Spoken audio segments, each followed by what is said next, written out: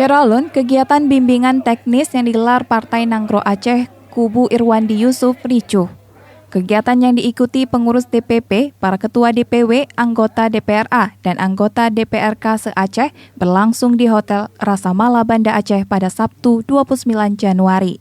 Kita pengurus maupun kader yang aktif dan aspiratif dan terus-menerus memperjuangkan kepentingan. Kericuhan itu terjadi setelah pengurus dan pendukung PNA Kubu Samsul Bahri bin Amirin alias Tiong menggeruduk lokasi acara BIMTEK.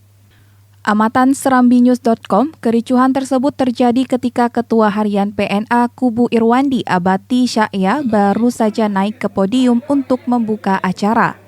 Tiba-tiba masuk sekelompok orang berpakaian bebas dan langsung meminta kegiatan itu dihentikan. Sejumlah aparat kepolisian kemudian mencoba menenangkan keadaan. Setelah sempat bersitegang, acara BIMTEK itu akhirnya dihentikan.